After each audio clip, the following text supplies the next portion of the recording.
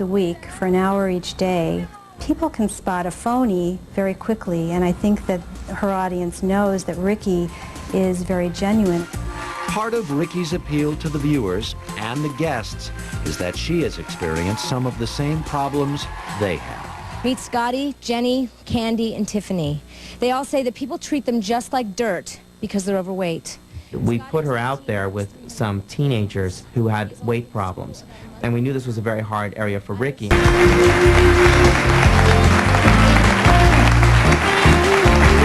Before we close the book on 5 years of the show, we're going to give you a couple of our favorite heart-wrenching stories. Who could forget this little girl who was teased because she was overweight? They push me around and stuff, and when I get on the bus, when I'm on the stairs on the bus, they push me down, and then they start laughing. And this is because you're overweight? Do they call you names?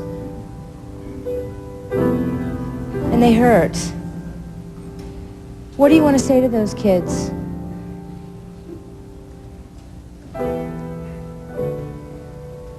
It's okay. What do you want to say, Jenny? I'm already in tears. This show breaks my heart. You know, I was very overweight, and I know what it's like. Wait, Ricki, it's for you. Who is it? Come in. I thought maybe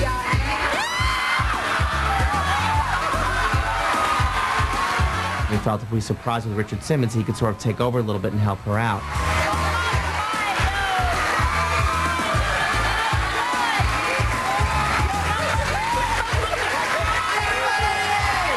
We're so used to Ricki being so happy-go-lucky and fun and up all the time, and we didn't realize how much pain really there was there from the childhood that she had lived as an overweight child. I was so happy to have you here.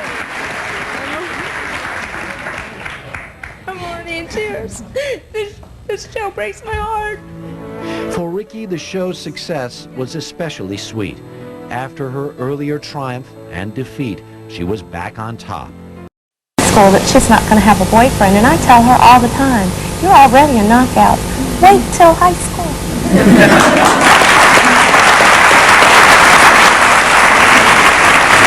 Richard?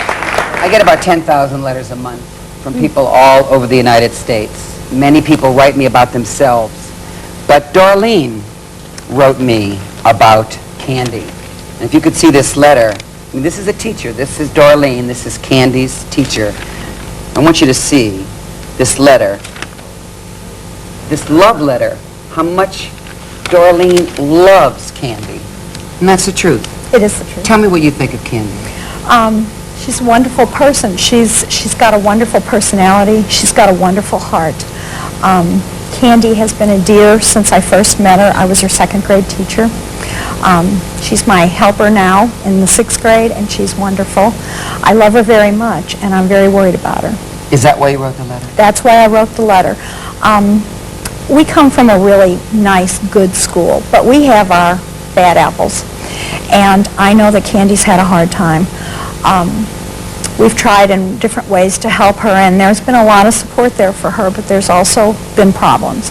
And we've never been able to really solve Candy's problem for her. Now, Candy has a brother. Candy has a brother, Bill, and Bill's my student now. He's in the 2nd grade. He's a good guy, too. Bill is a very good guy, too. He's also overweight, and I'm concerned about him. I'm a little more worried about Candy because she's getting ready to go to junior high, and I'm afraid that junior high is going to be tougher than it's been at Athena. Candy, what do you think about Darlene writing this letter? I'm glad she wrote it. I'm glad she wrote it. What do you want? Tell me out of your life what you want. What are your dreams? I don't know. Do you want to lose this weight? Yes. I'll help you if you want me to. Okay.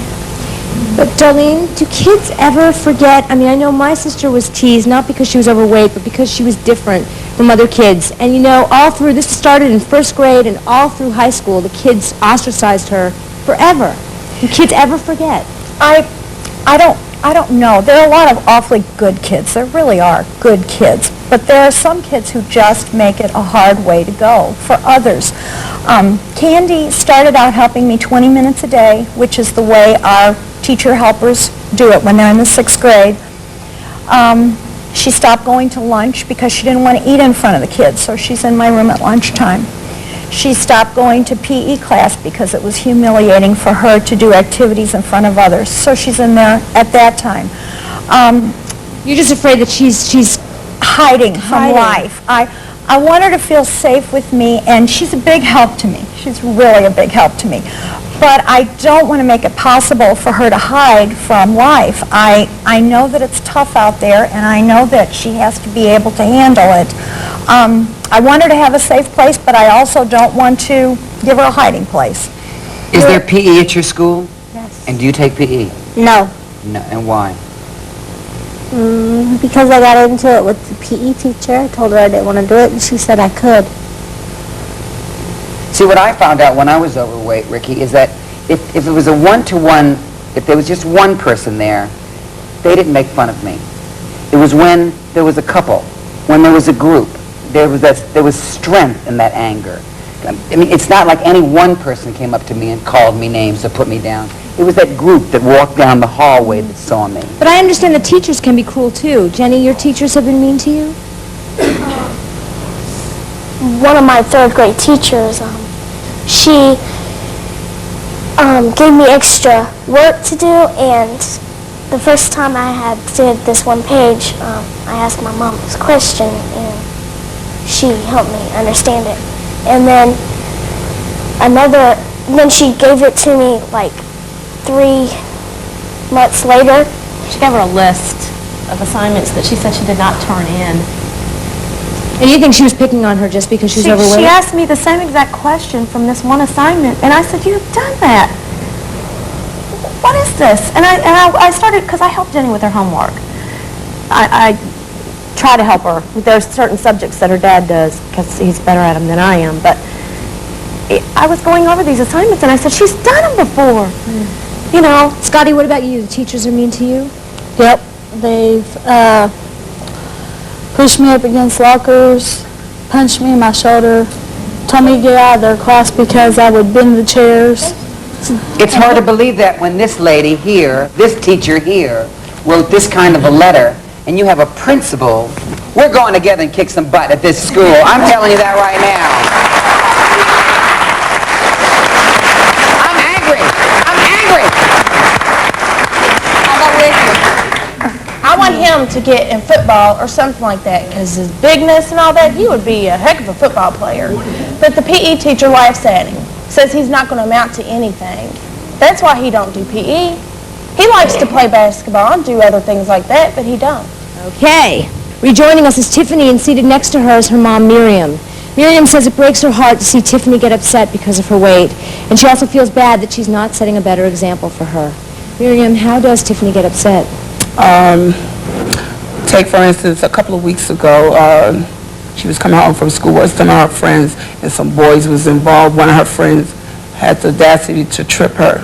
Instead of them helping her up, they made fun of her. She came home crying. I mean, she was really upset for about 2 days, you know, and like I tell Tiffany, she's a beautiful girl. Tiffany looks like, if you look at her face, she was like a model on the cover of a magazine. Yeah. See? She does. But what I try to tell, what I feel, because I'm heavy, but I don't feel that nobody should pick on someone because they're heavy.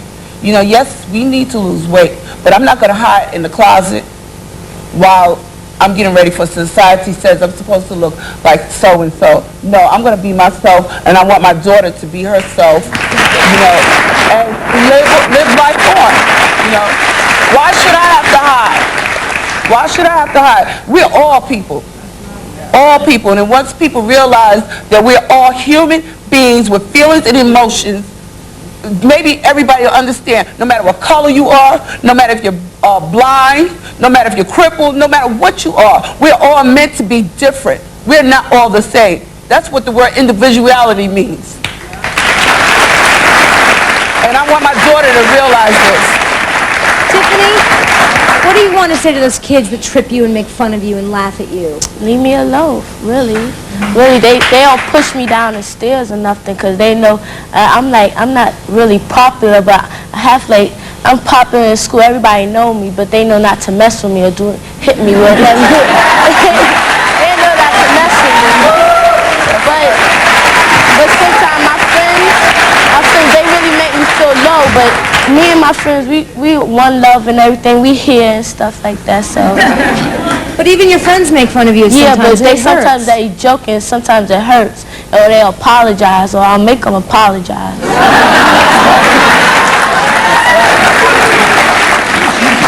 And Ricki, if you were to walk down the street and see this girl, you would not say, there is an overweight girl. I mean, you know, for some people, when you're a certain weight, it's a bit, but if you look at her, I mean, I would not consider this person an overweight girl, but yet, whatever 30 or 40 pounds she has to lose, does that bother you personally? Yes. Or does it bother that other people say things to you? No, it bothers me personally because I don't want to be fat. I don't want to have a stomach, big thighs and buttons. You know, it runs in the family, but I'm just saying. After the show, I'm going to get their addresses. I'm going to call them. I'm going to, you know, it's going to take work. This is not easy, and for some of you out here who've been trying to lose weight, you know that it is a day in. I know. It's a day in and a day out quest to try to watch the food you're eating, to exercise. Now, this lady has to lose weight because if she doesn't, she's going to become a diabetic. If she doesn't, she won't, you know, I see people one year and they're walking, and the next year I see them, they've gained 50 pounds and they're in a wheelchair. I tell her she has to lose weight because right now she's not old. I'm just saying that. But you can do this together. But I know, but we have your tape and stuff. Yeah, like we tried to do it, then we stopped. And you're not doing my tape. And you smoke too, don't you? Oh, she had to mention that, huh? Yes, she does, and I'm very scared. But at least I'm cutting down. She is. She cutting down. I'm cutting down. Yes, ma'am. Scotty, you said you were you went to school for only a month. Have you guys ever thought of private tutors till you felt you were comfortable with your body or the way you looked, and then return to school? I had that last year. I don't think that's the solution. Yeah, I don't think it's the solution. You're missing out on proms. You're missing out on all the school functions. Why? Because they're overweight? I don't think so. And I think the school board needs to get involved with that because That's right. it shouldn't make anybody feel that they should go to school because you have to get an education. All right. Meet Lyla. She's only 10 years old. She says that even though kids are mean to her and insult her about her weight, she lets it roll off her back. She says she knows it's because they're just insecure with themselves. Lyla, thank you so much for being here. Let me just tell the folks at home that I met you because I'm writing a book about a little overweight girl named Sophie, and we met you and talked to you and just wanted to hear your experiences and what it's been like for you, and you are an inspiration to me. Thank you. Lyla, what do you want to say to our guest today? Well, I don't think that anybody has ever said anything clever to any of you. So, I mean, if someone ridicules about you, your inside, okay, but not about your outside. It's not about that. The world isn't like that. Or shouldn't be like that? Shouldn't be like that. What do you say when kids are mean to you? I compare myself to them, and I find a lot more better points about me.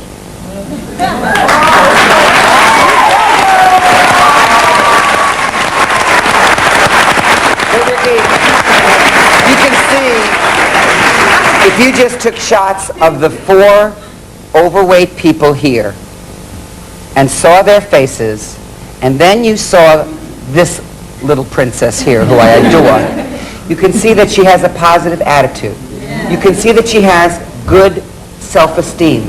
You can see, even the way she carries herself, that she really likes herself. No, but it's true. The minute she walked out that door and she came on the stage, she walked out here and she was just proud to be who she was, no matter what she weighed. And that will help these other kids.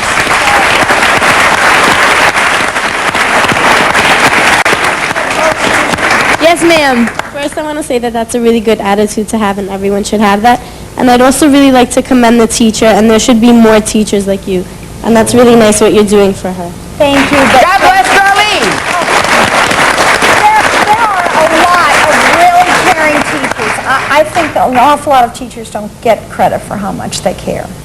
Yes, sir. I was overweight, like over 200 pounds just a couple of years ago, and I know through systematic diet and persistence you can do it. Ricky's done it, I've done it, Richard's done it, you definitely can do it.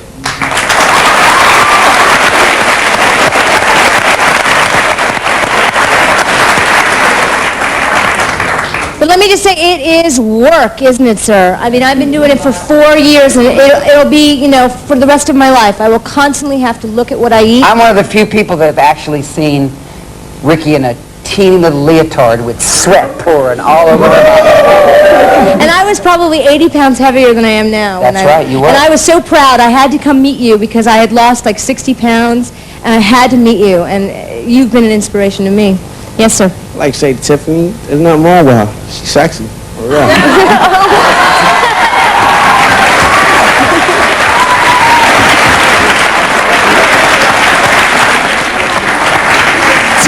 Tiffany, what do you think of that? Meeting boys here at the Ricki Lake Show. Yes, ma'am. Question. Have they gone to exercise or in a gym? Have you ever tried that?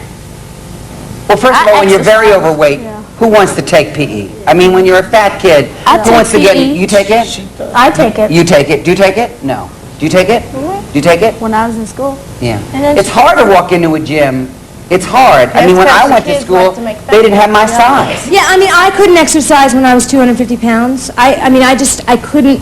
I'd walk up a flight of stairs and I'd be breathing. You know, it was hard. Soccer is not you know, a breeze either.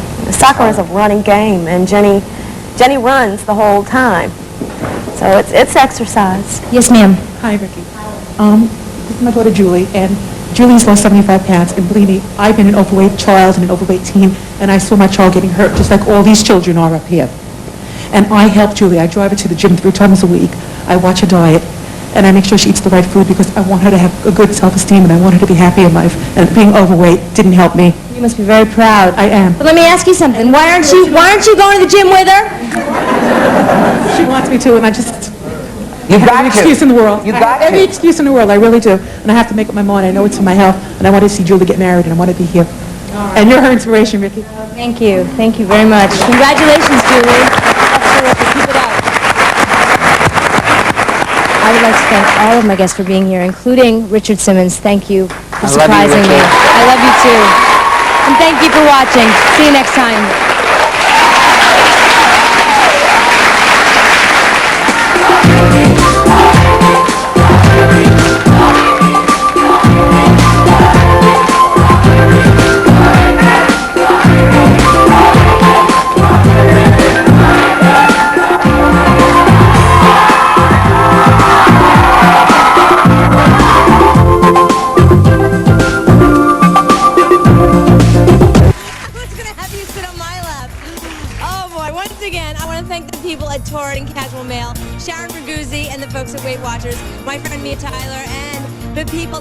Should be dancing dance studio.